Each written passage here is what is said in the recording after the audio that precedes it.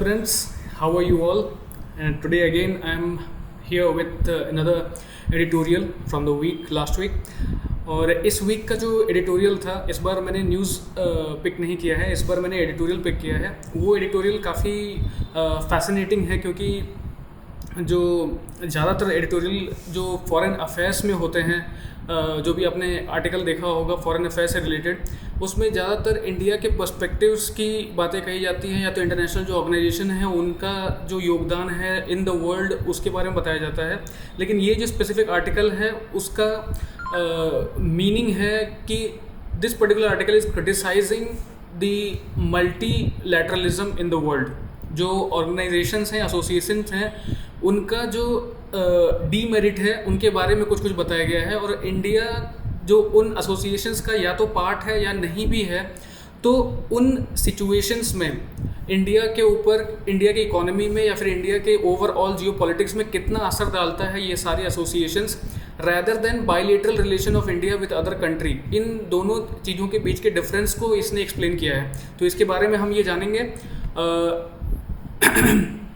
जो एडिटोरियल है वो है a chaotic world, the perils of multilateralism. तो इसी के साथ मैं इस वीडियो को शुरू करता हूँ। मैं Hritesh Shukla and this is Disha publications the Hindu article explainer. तो first of all I would be explaining the outline and background info about the whole article. मैं इसको एक तो स्टैटिक पोर्शन जो उसका है उसको कुछ एक्सप्लेन करने की कोशिश करूँगा और जो ओवरऑल कंटेंट है उसके बारे में बताऊँगा। तो जो सबसे पहला पोर्शन जो मैं एक्सप्लेन करूँगा वो है overview of the article. Second है timeline of the forums and associations. There are many associations and forums in the world now. बहुत सारे multi level multi country associations और ग्रुपिंग्स हैं आज। उनके बारे में कुछ स्पेसिफिक वेरी ब्रीफ इंट्रोडक्शन हम देखेंगे। How the associations shape the world order. जो ये वर्ल्ड ग्रुपिंग्स हैं, एसोसिएशंस हैं, इन्होंने वर्ल्ड ऑर्डर को किस प्रकार से स्थापित किया है इसके बारे में एक ब्रीफ जानकारी जानेंगे। Crisis created because of multilateralism. जो मल्टीलैटरलिज्म है, जैसे कि जो आर्टिकल का मेन कंटेंट है क्राइसिस, या फिर ये कहा जाए कि actually the article writer is wanting to criticise the multi country level groupings and associations in relation to the improvement that has to be done on the foreign affairs। तो इस criticism को हम जो है कोशिश करेंगे जानने के लिए। Present scenario forums unproductiveness. जो एसोसिएशंस हैं उनका कैसे बहुत ज़्यादा इस्तेमाल, जो भी उनका फंडामेंटल विजन होता है उसका कैसे बहुत इस्तेमाल नहीं हो रहा है।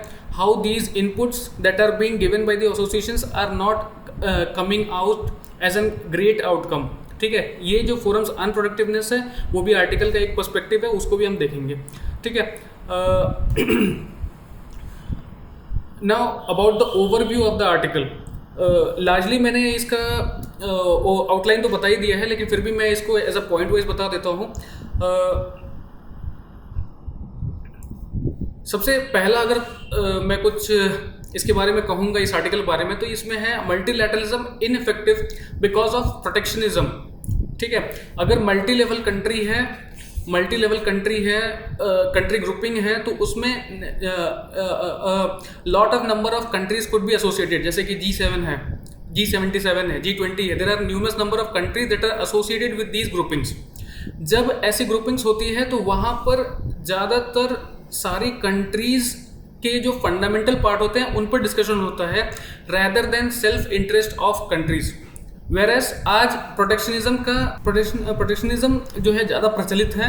ये कैसे हो रहा है कि each and every country is wanting to do trade but keep their own interest first. ये जो है आज का सेल्फ कंट्री का सेल्फ पर्सपेक्टिव है कि हम जो है प्रोटेक्शनिज्म को पहले बढ़ावा दे रहे हैं। यानी कि अगर बाहर की कंट्री से अगर हमें ट्रेड करना है या बाहर के कंट्री से हमें कोई भी डिप्लोमेटिक या फिर पॉलिटिकल रिलेशन रखना है, तो उसमें जो सबसे पहला कंसर्न होगा वो फर्स्ट कंट्री का होगा। यानी कि हमारे जैसे इंडिया जैसे है, वो अगर ब्रिटेन से रिलेशन चाहती है ऑन बायलैटरल लेवल, तो इंडिया की पर्सपेक्टिव उसमें पहले रखी जाएगी rather than seeing the interest of the Britain also. ठीक है, तो प्रोटेक्शनिज्म काफ़ी बढ़ावा दिया जा रहा है थ्रू आउट द वर्ल्ड। इसकी वजह से मल्टीलैटरलिज्म इज क्वाइट इनइफेक्टिव। ठीक है, बायलैटरल एंगेजमेंट्स फ्रूटफुल। जो भी बायलैटरल एंगेजमेंट होता है वन ऑन वन कंट्री के बीच में, जो भी कोलैबोरेशंस या कोऑपरेशन होता है, that those are quite much fruitful than when a country is in with other numerous countries, क्योंकि वहाँ पे सारी बायलेटरल चीज़ डिस्कस नहीं कर सकते, थ्रू आउट द वर्ल्ड की जो समस्याएं हैं उनको जो है डिस्कस करना होता है। फोरम्स एक्सप्लॉइट ऑब्जेक्टिव्स, जो एसोसिएशंस होते हैं उनका एक स्पेसिफिक ऑब्जेक्टिव होता है कि इन ऑब्जेक्टिव्स को क्लियर करने के लिए सारी कंट्रीज को एक मत होना होगा। उन एसोसिएशंस में कई ऐसे हॉस्टाइल कंट्री होते हैं जो कि एक दूसरे की बातों को नहीं माने, and because there is protectionism right now in the world, the each and every country want to protect their own self interest, ऐसे फोरम्स में ऑब्जेक्टिव्स पा पाना बहुत मुश्किल होता है। World order is not in sync, world order is not in sync because अब जो है काफ़ी पोलराइज्ड वर्ल्ड है, या तो आइडियोलॉजिकल बेसिस पर, या तो रिलीजियस बेसिस पर, या तो पॉलिटिकल लेवल पर काफ़ी पोलराइज्ड है, यानी कि एक्सट्रीम व्यू हो चुके हैं, या तो कंजर्वेटिव के काफ़ी एक्सट्रीम व्यू है, या तो लेफ्ट के काफ़ी एक्सट्रीम व्यू है। इसकी वजह से world order is not quite in sync. तो अगर वर्ल्ड ऑर्डर ही सिंक में नहीं है तो जो मल्टी लेवल कंट्री ग्रुपिंग्स होती है उसमें कोई एक विजन पर पहुंच पाना, कोई एक ऑब्जेक्टिव पर पहुंच पाना काफ़ी मुश्किल है। Polarisation and self appreciation on the rise, मैंने ये बताया कि पोलराइजेशन काफ़ी राइज हो चुका है। अगर 1945 के बाद देखें तो कोल्ड वॉर एरा है, उस टाइम से कई कंट्रीज़ रशिया की ओर रशिया से एसोसिएट करते थे, कई कंट्रीज़ यूएस से एसोसिएट करते थे, लेकिन फिर भी वो टू ब्लॉक्स कहे जाते थे। लेकिन आज क्योंकि मल्टीपोलर वर्ल्ड है, काफ़ी पावरफुल कंट्रीज़ अब जो है और राइज कर चुकी हैं, जो कि यूएस और रशिया के बराबरी तक पहुंच चुकी हैं in the terms of economy, in the terms of military. इसकी वजह से पोलराइजेशन जो है वो काफ़ी बढ़ गया है, ठीक है। Each and every country is having their own interest as far as economy, because of the economy, strong economy and strong military options. तो ये पोलराइजेशन काफ़ी बढ़ गया है। तो ये ओवरऑल जो पर्सपेक्टिव है आर्टिकल का, the interpretation of the article is all this, whereas जो कंटेंट है स्पेसिफिक वो मैं अभी आगे डिस्कस करता हूँ। ओके, तो फर्स्ट ऑफ ऑल मैंने बताया कि मैं टाइमलाइन फोरम एसोसिएशन का डिस्कस करूंगा। तो जो पहला ऐसा एसोसिएशन कभी हुआ है जिसमें कि कंट्रीज़ का एक जगह पर मीटिंग हुआ था, कोलैबोरेशन हुआ था फॉर अ स्पेसिफिक पर्पस, वो था एम्फिस्टियोनिक लीग्स, जो कि 700 से 200 BCE के दौरान हुआ था। इसमें अपोलो के टेम्पल जो कि ग्रीस में है उसको बचाव करने के लिए कहा गया था कि उसको हम कैसे बचाया जाए, उसके लिए ये जो है स्पेसिफिक मीटिंग की गई थी ग्रीस में। लेकिन इसको भी हम मल्टी लेवल कंट्री नहीं कहेंगे बट मल्टी पार्टी मीटिंग कहेंगे। ये है first association meeting. Okay, second is 1648 AD में वेस्टफेलियन ट्रीटी। वेस्टफेलियन ट्रीटी को मॉडर्न वर्ल्ड का पहला ऐसा मीटिंग बताया जाता है जो कि डिप्लोमेटिक लेवल पर काफ़ी कंट्रीज़ के एसोसिएशन से किया गया था, वेस्टफेलियन ट्रीटी, ठीक है। तो ये भी जो है काफ़ी नेसेसरी कंडीशंस बताता है कि मल्टीलैटरलिज्म अगर हमें बढ़ावा देना है तो क्या नेसेसरी कंडीशंस होंगे, ठीक है। अनदर इज 1851 में वियना कांग्रेस, इसमें क्लेमेंस वॉन मेट्रेन एक जगह है, वहाँ पर जो है कॉन्सर्ट ऑफ यूरोप इनफॉर्मल तरीके से लिमिटेड कोऑपरेशन करके उसको जो है यूरोप में कैसे मेंटेन करना है उसके बारे में बताया गया था। इसके लिए ये वियना कांग्रेस ऑर्गेनाइज की गई थी। 1884 से 85 के बीच में बर्लिन कॉन्फ्रेंस ऑर्गेनाइज किया गया था। इसमें यूरोप के जो अलग अलग पार्ट्स हैं जो कि बिखरे हुए थे उनको जो है एकजुट करने की कोशिश किया जाएगा था, और वहाँ पर कॉलोनियल कैसे एरिया बनाया जाए उसके बारे में डिस्कशन हुई थी। 1899-07 हेग पीस कॉन्फ्रेंस, इसमें भी जो भी वॉरफेयर होते थे उसमें कैसे पीसफुली हम जो है citizens, the people who were in the meeting, वो जो है वॉरफेयर में इन्वॉल्व हुए सिटीजन्स हैं उनको कैसे पीसफुली वॉर में इन्वॉल्व नहीं करेंगे, उसके लिए ये ट्रीटी किया गया था। League of Nations just world war 1 जैसे ही ख़त्म हुआ था तो जो पावरफुल एलीज थी उन्होंने एक अपना ग्रुपिंग बना लिया था जिसको कहा जाता था लीग ऑफ नेशंस, और उन्होंने जो हारने वाली जो ऑर्गेनाइजेशन जो कंट्रीज थी उनको बहुत सारे सैंक्शंस लगा दिए थे। तो लीग ऑफ नेशंस फाइनली बहुत सक्सेसफुल नहीं हुआ क्योंकि ये एक पोलराइज्ड लीग था, ठीक है। Another is United Nations. United Nations world war 2 के बाद इस्टेब्लिश किया गया, जिसमें ज़्यादातर सारी की सारी कंट्रीज़ को लिया गया और उनसे रेटिफाई भी कराया गया कि डिप्लोमेटिक लेवल का जो एंगेजमेंट होगा सारी कंट्री में वो बहुत मैंडेटरी होगा। इसकी वजह से यूनाइटेड नेशंस को इस्टेब्लिश किया गया। Universal declaration of human rights is also important meeting and ये सबसे पहला ऐसा मीटिंग था जहाँ पे ह्यूमन राइट को सबसे पहले प्रायोरिटी दिया गया और ये भी डिमांड किया गया बाई कंट्री से कि ह्यूमन राइट्स को वो इंटैक्ट करें इररिस्पेक्टिव ऑफ अदर थिंग्स। ठीक है, नॉर्थ अटलांटिक ट्रीटी ऑर्गेनाइजेशन ये एक मिलिट्री ऑर्गेनाइजेशन है जो कि यूएस और यूरोप की कुछ स्पेसिफिक कंट्रीज़ हैं उनकी एली का है। ये भी जो है रशिया के अगेंस्ट में बनाया गया था ताकि रशिया के मिलिट्री ऑप्शंस को काउंटर किया जा सके। Organisation of economic cooperation development is another organisation which has meetings around the world of countries who want to improve their economic perspectives in the world, in the globalized world। Okay, 1967 में group of 77 बनाया गया। ये इसको south south cooperation कहा जाता है। इसमें at least 135 members हैं। 1968 में non proliferation of nuclear weapons NPT जैसी मीटिंग जो ऑर्गेनाइज की गई। इसमें ये कहना था कि मैक्सिमम नंबर ऑफ जो कंट्रीज़ हैं वो न्यूक्लियर वेपन का न्यूक्लियर एनर्जी जो है उसको एज अ वेपन इस्तेमाल नहीं करेंगे, उसके लिए स्पेसिफिक ट्रीटी है। इसमें भी अराउंड 191 स्टेट्स हैं और उन्होंने इसको रेटिफाई किया है, जिसमें काफ़ी बड़े देश हैं वो उन्होंने रेटिफाई अभी तक भी नहीं किया। 1971 में वर्ल्ड इकोनॉमिक फोरम ऑर्गेनाइज किया गया। ये जिनेवा में है वर्ल्ड इकोनॉमिक फोरम, और इसकी भी meeting time to time Davos में होती है और बड़ी जो इकोनॉमिक कंट्रीज़ हैं उनके पर्सपेक्टिव लिए जाते हैं कि जो वर्ल्ड में इकोनॉमिक स्थिति है उसको कैसे इंप्रूव किया जा सके। ग्रुप ऑफ 7 अपने ये टाइम टू टाइम ये पर ईयर सुना होगा कि G7 की मीटिंग हो रही है। अभी कुछ समय पहले तक G8 था लेकिन अब G7 हो गया है क्योंकि इसमें रशिया को हटा दिया गया था। ठीक है, तो ये जो G7 की मीटिंग है ये भी यूएस और यूरोपियन कुछ कंट्रीज़ की ग्रुपिंग्स हैं जो कि काफ़ी पावरफुल इकोनॉमिक हाउस है। 1982 में United Nations convention on the land of the sea को ऑर्गेनाइज किया गया था। इसमें सी पे होने वाले सारे जो भी रिसोर्सेज जो कि या तो माइनिंग किए जाएंगे या तो हंटिंग की जाएगी या तो फिशिंग की जाएगी, इन सारी चीज़ों से लेकर उनका कितना लिमिट होगा उसके बारे में लॉ बनाया गया था। That was done in 1982 under the United Nations convention on the land of the sea. Okay, SAARC groupings आप जानते होंगे, South Asian Association of Regional Cooperation. इसमें इंडिया के साथ साथ जो भी नेबरिंग कंट्रीज़ हैं वो इन्वॉल्व हैं। इनका भी जो मोटिव है वो है कि रीजनल कोऑपरेशन किया जाए जिससे कि डिप्लोमेटिक एंगेजमेंट बना रहे। वर्ल्ड ट्रेड ऑर्गेनाइजेशन ये ट्रेड करने के लिए बनाया गया था ताकि थ्रू आउट द वर्ल्ड जो भी ट्रेड प्रैक्टिसेस इस्तेमाल की जाती है बिटवीन टू कंट्रीज उनको रेगुलेट किया जा सके। शंघाई कोऑपरेशन चाइना के साथ और सेंट्रल एशियन कुछ कंट्रीज़ हैं जैसे कजाकिस्तान, ताजिकिस्तान, ये सारी कुछ स्पेसिफिक कंट्री हैं चाइना के साथ जो कि शंघाई कोऑपरेशन में हैं। अभी रिसेंटली इंडिया और पाकिस्तान को इसमें इंक्लूड किया गया था। ये भी इकोनॉमिक लेवल पर ऑर्गेनाइजेशन रन करते हैं। ठीक है, क्योटो प्रोटोकॉल ये एनवायरनमेंट से जुड़ा हुआ एक प्रोटोकॉल था जिसको सारी कंट्रीज़ को रेटिफाई करना था और इसमें भी ये बताया गया था कि जो ग्रीन हाउस गैसेस हैं उनका इफेक्ट थोड़ा सा कम किया जा सके।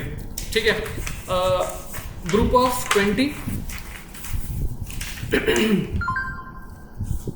ग्रुप ऑफ 20 जो है इंटरनेशनल फोरम है लार्जेस्ट इकोनॉमी का वर्ल्ड के। अराउंड 80% जो इकोनॉमी है वो इन सारे कंट्रीज़ का ही है वर्ल्ड का।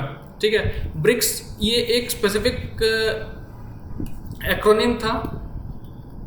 ये एक्रोनिम इस्तेमाल किया गया था एक पॉलिटिकल एक्टिविस्ट द्वारा और ये जो है शेयर में इन्वेस्ट करने के लिए बता रहा था कि ये जो कंट्रीज़ हैं ब्राज़ील, रशिया, इंडिया, चाइना और साउथ अफ्रीका जो कि लेटर ऑन ऐड किया गया था, इस पॉलिटिकल एक्टिविस्ट का कहना था कि ये जो स्पेसिफिक कंट्री हैं इनमें अगर शेयर्स में आप इन्वेस्ट करते हैं तो in the later 10 years you are going to get a lot of profit. इसकी वजह से इसे कहा जा रहा था ब्रिक्स, जो कि एसोसिएशन में बाद में फॉर्म हो गया 2006 में। 2007 में क्वाड समिट ऑर्गेनाइज किया गया। ये यूएस, ऑस्ट्रेलिया, इंडिया और यूके का एक ग्रुपिंग है जो कि एशिया पैसिफिक का जो हेजेमनी चाइना द्वारा इस्तेमाल किया जा रहा है उसको काउंटर करने के लिए बनाया गया था। यूएस, ऑस्ट्रेलिया, इंडिया और यूके का ये कोई मिलिट्री ऑप्शन नहीं है, केवल पॉलिटिकल ग्रुपिंग है जिससे कि इंडो पैसिफिक रीजन में जो भी चीज़ें शुरू हो रही हैं या फिर जो भी चीज़ें ऑर्गेनाइज की जाएंगी या फिर लॉस बनाए जा रहे हैं उस पर स्पेसिफिक अपने पर्सपेक्टिव्स ये देंगे। ठीक है, ऑकस ये है मिलिट्री ऑप्शन जिसमें कि इंडिया को एक्सक्लूड किया गया और रिसेंटली इसको ऑर्गेनाइज किया गया है। यूनाइटेड स्टेट्स, ऑस्ट्रेलिया और यूके की ग्रुपिंग है। ठीक है तो इसी के साथ ये जो मिलिट्री ग्रुपिंग है इसमें ये बताया गया था कि कोई भी इंडो पैसिफिक एरिया में अगर मिलिट्री ऑप्शन इस्तेमाल करना हो तो ये तीनों कंट्रीज यूएस, ऑस्ट्रेलिया और यूके इसको इस्तेमाल कर सकती हैं। In the quad summit it is not the UK, I am really sorry, it is Japan. Japan is in the grouping. ठीक है, UK is with AUKUS, I mistaken that. Okay, इसके साथ आगे बढ़ते हैं।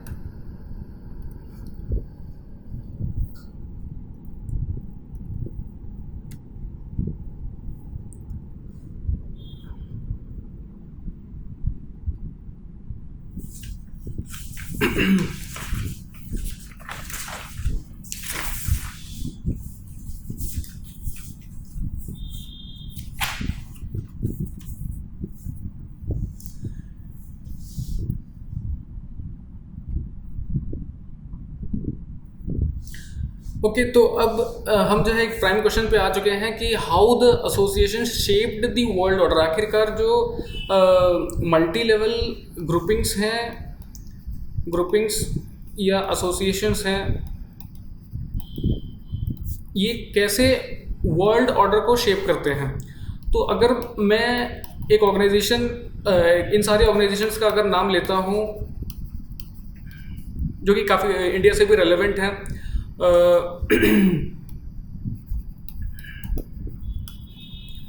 ठीक है, ये कुछ एसोसिएशंस हैं जिससे इंडिया भी इधर बीइंग अ पार्ट और not being a part associated रहता है।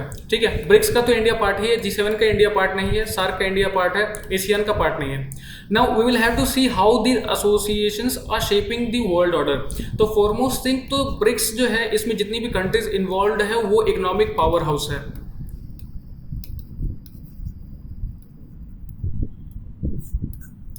ठीक है, इसमें जितनी भी कंट्रीज हैं वो इकोनॉमिक पावर हाउस है। काफ़ी हालांकि हैं डेवलपिंग स्टेज पे, लेकिन इनकी जो इकोनॉमी है, जो ओवरऑल जो जीडीपी अर्निंग है ओवरऑल कंट्रीज़ की, वो काफ़ी स्ट्रॉन्ग है। ठीक है, काफ़ी स्टेबल लेवल पर इन सारी कंट्रीज़ की इकोनॉमी चलती है। इसकी वजह से इन कंट्रीज़ को काफ़ी पावरफुल माना जाता है। ठीक है, G7 में हाईली डेवलप्ड कंट्रीज़ हैं जिनकी इकोनॉमी ऑलरेडी स्टेबल है और कहीं पर भी डिप्रेशन के भी अगर आसार आते हैं तो ये अपने आप को काफ़ी अच्छे से सुरक्षित रख पाते हैं, इसीलिए ये डेवलप्ड कंट्रीज़ का एक ग्रुपिंग है। सार्क नेशंस ये डेवलपिंग और अंडर डेवलप्ड कंट्रीज़ का ग्रुपिंग है। May not be very powerful, लेकिन ये ग्रुपिंग्स ऐसा अपने साउथ एशिया के क्षेत्र में ये बताने में कोशिश करते हैं कि जो भी regional changes with in the countries establish होंगे वो कम से कम रेगुलेट किया जाए। इसकी वजह से सार्क को बनाया गया। अब उसी प्रकार से association of south east Asian Nations हैं, ये इंडिया से साउथ ईस्ट पे जो भी एशियन नेशंस हैं, 10 नेशंस, इंडोनेशिया, मलेशिया, इन सबको इंक्लूड करके जो 10 नेशंस हैं, उनके बीच का ट्रेड या फिर इकोनॉमिक कोऑपरेशन या फिर जियोपॉलिटिकल सिचुएशंस जो भी हैं उनके रिगार्डिंग जो है ये मीटिंग्स और एसोसिएशंस करते हैं ताकि वहाँ पर चीज़ें रेगुलेट कर सकें। तो इन 4 ग्रुपिंग्स के मुकाबले अगर हम देखें कि ये वर्ल्ड ऑर्डर शेप करना चाहते हैं, तो मैं ये बताऊंगा कि G7 एक पावरफुल डेवलप्ड कंट्री ग्रुपिंग है और ये डेवलपिंग कंट्री ग्रुपिंग है।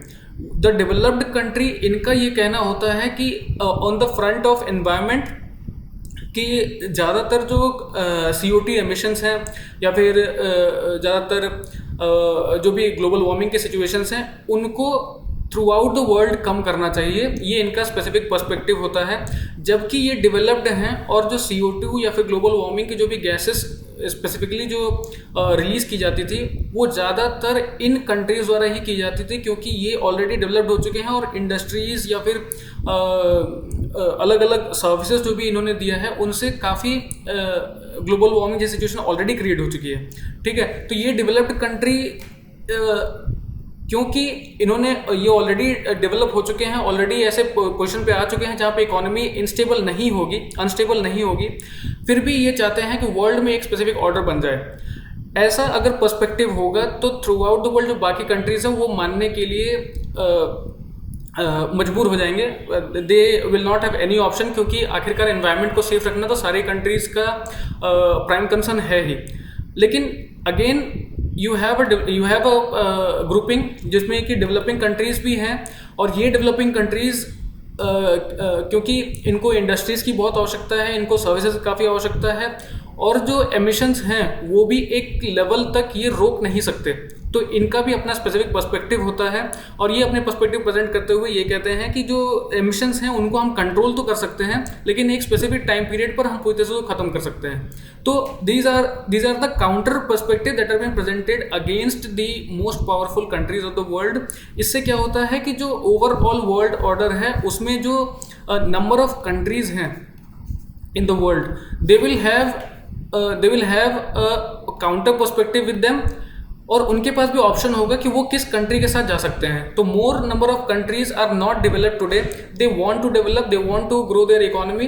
तो इन दैट सिचुएशन वो मजबूर हैं कि वो एमिशंस जो है करें ही, ठीक है। तो उन्हें एक स्पेसिफिक टाइमलाइन जो है दिया जाता है कि आप 2050 तक इतना कम कर दीजिए, 2070 तक इतना कम कर दीजिए। तो ये जो ग्रुपिंग है ओवरऑल वर्ल्ड के जो स्पेसिफिक पर्सपेक्टिव्स है, मैंने केवल एनवायरनमेंट को लेकर एग्जांपल दिया, जो ओवरऑल पर्सपेक्टिव है इवन जियोपॉलिटिकल लेवल पर या फिर डिप्लोमेटिक लेवल पर, जो ओवरऑल पर्सपेक्टिव है उसको कंट्रोल करते हैं ये, और उसके थ्रू वर्ल्ड ऑर्डर को शेप करते हैं, ठीक है। This is how the associations are shaping the world order, ठीक है। इसी प्रकार से सार्क का, एशियान का भी है। एशियान में जो इन कंट्रीज के बीच में ट्रेड होता है वो स्मूथ इंटरचेंजेस ऑफ गुड्स होता है इन एशियन कंट्रीज में, और इनके थ्रू, क्योंकि ये ज़्यादातर कंट्रीज जो हैं वो सी से घिरे हुए हैं, तो जो भी मैरीटाइम ट्रेड होगा वो इन कंट्रीज से कुछ कंसल्ट करने के बाद किया जाता चाहिए, इसीलिए बाकी कंट्रीज़ को इनसे जो है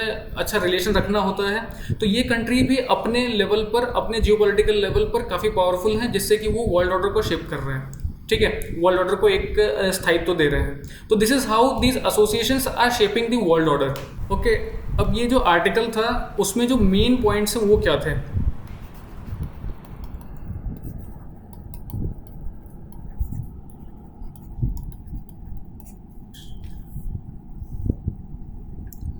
ओके, जो आर्टिकल है उसमें इंडिया का,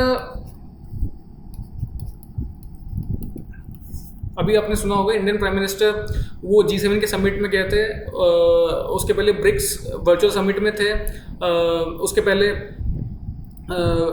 एक स्पेसिफिक समिट था उसमें भी थे। तो UAE से जब G7 की समिट हो गई तो उसके बाद UAE के जो प्रीमियर थे उनसे भी मिले थे। UAE से जो प्रीमियर मिले थे वो इंडिविजुअली मिले और G7 में एक ग्रुपिंग में मिले थे।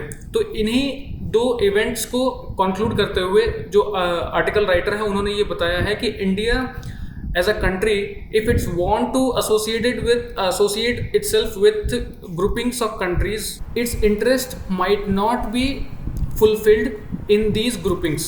क्योंकि जो आर्टिकल राइटर है उनका कहना है कि इंडिया एज अ कंट्री, क्योंकि इसका खुद का सेल्फ इंटरेस्ट है जहाँ पर ये अपने पर्सपेक्टिव्स रखता है in before the countries of the world, और वो भी ऐसे कंट्रीज़ हैं जिनको अपने पर्सपेक्टिव रखने होते हैं, वहाँ पर ऐसे इंटरेस्ट जो है टैकल करते हैं एक दूसरे से, जिसकी वजह से एक स्पेसिफिक ऑब्जेक्टिव जो कि इंडिया के इंटरेस्ट में हो वो अटेन नहीं किया जा सकता। इसलिए ऐसी ग्रुपिंग्स में जाने के बदले इंडिया को बायलैटरल मीटिंग्स करनी चाहिए। ये ओवरऑल समरी है, ठीक है। तो सबसे पहला जो पैराग्राफ था उसमें तो G7 समिट में UAE में गए, इसके बारे में बताया गया है। जो सेकंड पैराग्राफ है उसमें ये बताया गया कि रशिया चाइना क्या लिंक है, that is in the third group, third paragraph. Okay, अब जैसे कि ब्रिक्स समिट है,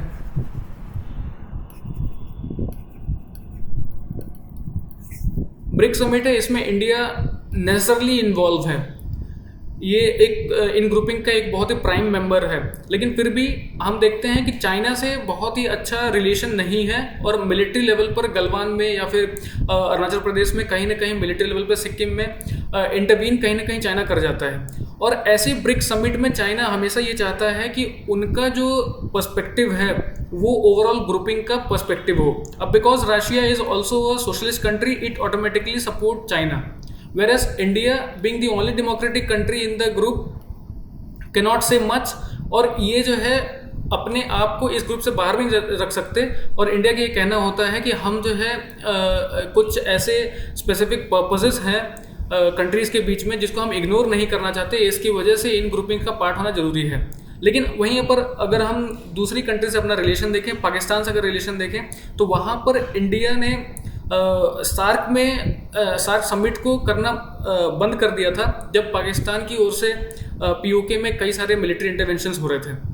ठीक है, तो ये जो ग्रुपिंग्स में जैसे सार्क की ग्रुपिंग्स में इंडिया का जाना जैसे मना हो गया, जैसे उसने अपना ग्रुप ही छोड़ दिया, वो समिट में नहीं जाता, उसी प्रकार से ब्रिक्स में भी करना चाहिए था। लेकिन ये क्योंकि मजबूरी है इंडिया की कि ये बड़ी कंट्रीज से इनका एसोसिएशन होना जरूरी है, तो इंडिया इसमें ज़रूर शामिल होता है, जबकि ओवरऑल जो ऑब्जेक्टिव है वो फुलफिल नहीं हो पाता खासकर इंडिया का। ठीक है, this was the perspective of the second paragraph. अब चाइना का जो ओपिनियन है वो ये है कि वो जो सिक्योरिटी काउंसिल है उसका एक्सपेंशन नहीं चाहता, whereas India is propagating this particular phenomenon that India should be included in the Security Council along with other 3 members। ठीक है, तो चाइना इसको वेहेमेंटली अपोज करता है कि सिक्योरिटी काउंसिल के एक्सपेंशन की आवश्यकता नहीं है। ठीक है,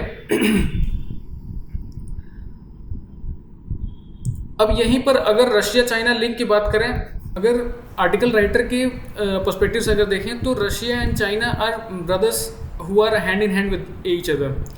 ठीक है, जैसे कि 1962 में अटैक हुआ था इंडिया पे चाइना द्वारा, तो रशिया जो है उस समय बिल्कुल भी बैकआउट कर गया था इंडिया के सपोर्ट करने के लिए।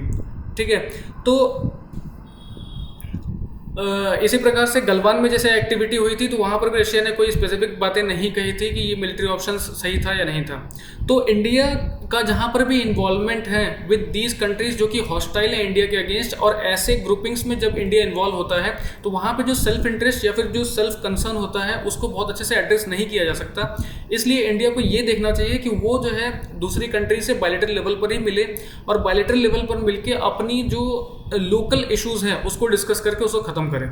ठीक है, ये जो है ओवरऑल पर्सपेक्टिव था सेकंड पैराग्राफ का। अभी recently in the 4th paragraph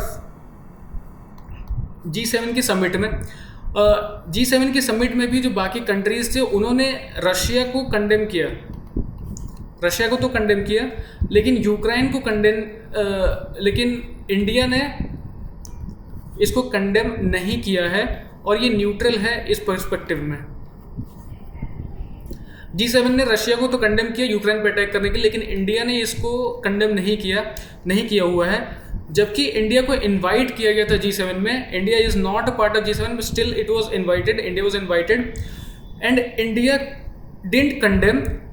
already shows कि ये जो ग्रुपिंग है इनका जो पर्सपेक्टिव है that is different, whereas India's rule is different. ठीक है, अब जो आर्टिकल राइटर है उनका कहना है कि ऐसी एसोसिएशंस में जहाँ पे आपके मत और इनके मत नहीं मिलते उस ग्रुपिंग्स में जाने से आपको क्या फ़ायदा है। ये जो है ओवरऑल पर्सपेक्टिव है।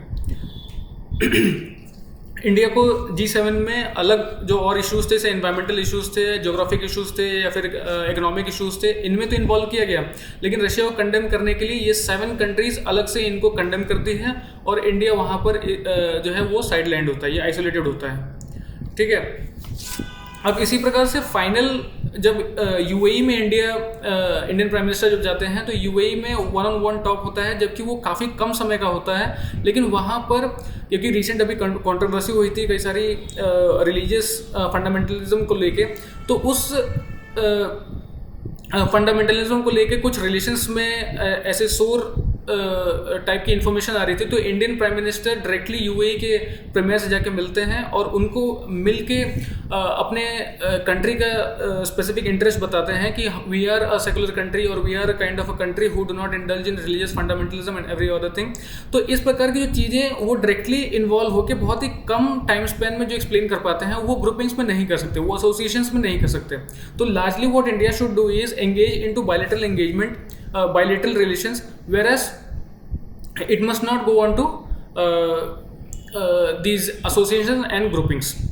Okay, अब प्रेजेंट सिनेरियो क्या है, फोरम्स अनप्रोडक्टिवनेस। अगर G7 का हम बात करेंगे तो इनकी जो ग्रुपिंग होती है वो लार्जली एक ऑब्जेक्टिव पर आधारित होती है कि वर्ल्ड ऑर्डर जो है उसको कैसे बैलेंस किया जा सके। तो अभी रिसेंटली जो रशियन एक्टिविटी हुई है यूक्रेन में, जो ओवरऑल ग्रुपिंग है इनका स्पेसिफिक ऑब्जेक्टिव तो इनके पीछे ही रह गया कि रशिया ने यूक्रेन पर अटैक किया है तो हमें कैसे इसको रोकना होगा।